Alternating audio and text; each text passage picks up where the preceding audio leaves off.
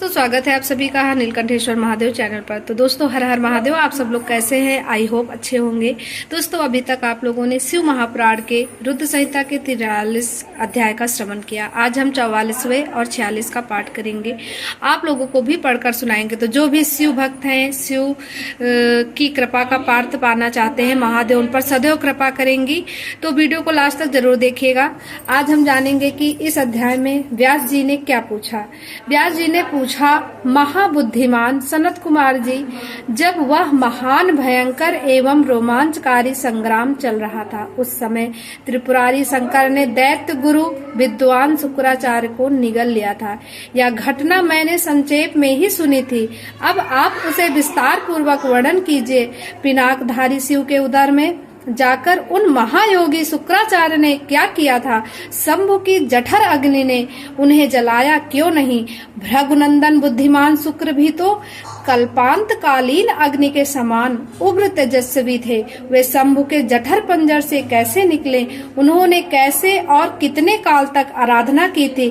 तात उन्हें जो मृत्यु का समन करने वाली पराविद्या प्राप्त हुई थी, विद्या कौन सी है है जिससे मृत्यु का निवारण हो जाता है? मुने लीला विहारी देवादिदेव भगवान शंकर के त्रिशूल से छूटे हुए अंधक को गणाध्यक्षता की प्राप्ति कैसे हुई? तात मुझे शिव लीला अमृत श्रवण करने की विशेष लालसा है, अतः आप मुझ पर कृपा करके वह सारा वृतांत पूर्ण रूप से वर्णन कीजिए। तब ब्रह्मा जी कहते हैं, अमित तेजस्वी व्यास जी के इन वचनों को सुनकर सनत कुमार शिव के चरण कमलों का स्मरण करके कहने लगे।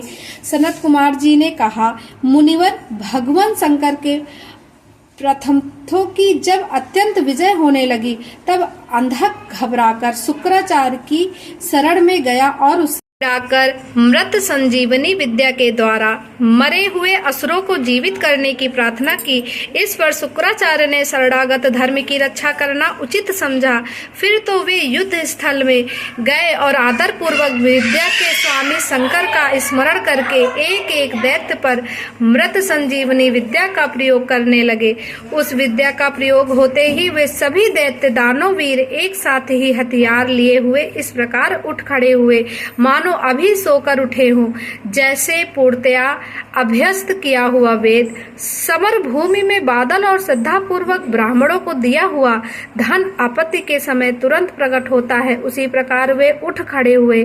शुक्राचार्य के संजीवनी प्रयोग से जब बड़े बड़े दानव जीवित होकर प्रथमों को बुरी तरह मारने लगे, तब प्रमथों ने जाकर प्रथमेश्वर शिव को यह समाचार सुनाया। तब शिव ने कहा, नंदिनी, तुम अभी तुरंत ही जाओ और दैत्यों के बीच से द्विज श्रेष्ठ शुक्राचार्य को उसी प्रकार उठा लाओ जैसे बाज लावा को उठा ले जाता है।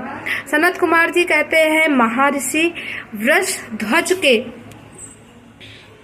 कहने पर नंदी सांड के समान बड़े जोर से गरजे और तुरंत ही सेना को लांघकर उस स्थान पर जा पहुंचे जहां भृगुवंश के दीपक शुक्राचार्य विराजमान थे। वहां समस्त दैत्य हाथों में पास, खड़ग, वृक्ष, पत्थर और पर्वत खंड लिए हुए उनकी रक्षा कर रहे थे। यह देखकर बलशाली नंदी ने उन दैत्यों को क्षुब्ध करके शुक्राचार्य का उसी प्रकार अपहरण कर लिया जैसे सरभ हाथी को उठा ले जाता है। महाबली नंदी द्वारा पकड़े शुक्राचार्य के वस्त्र खिसक गए, उनके आभूषण गिरने लगे और केस खुल गए।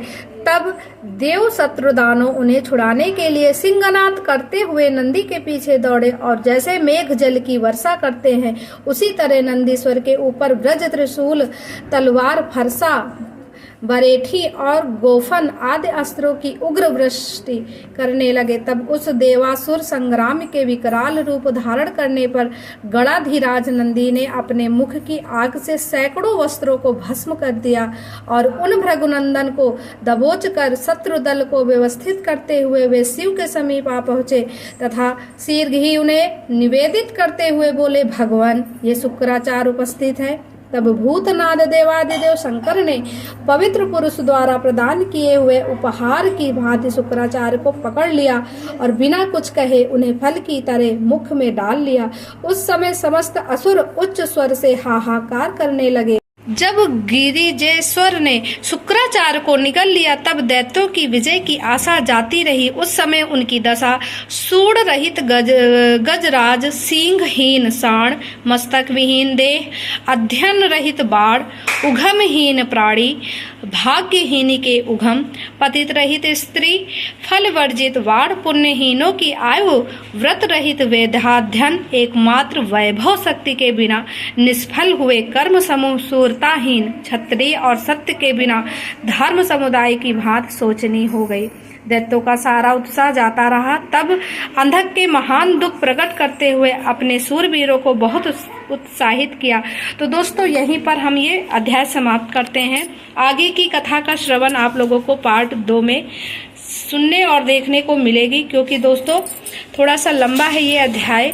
आगे हम जानेंगे कि वो कौन से मंत्र हैं जिनका हम जप करने से भगवान शिव को प्रसन्न कर सकते हैं। तो देखिए दोस्तों, इसमें लिखा हुआ है इस पुस्तक पे। तो अगर आप दूसरा अध्याय इसका श्रवण करेंगे तो आप लोगों को वो मंत्रों की जानकारी प्राप्त होगी। तो अच्छा दोस्तों, अगर वीडियो थोड़ा सा भी यूजफुल रहा हो, पसंद आया तो हर हर महादेव जरूर लिख कर जाइएगा।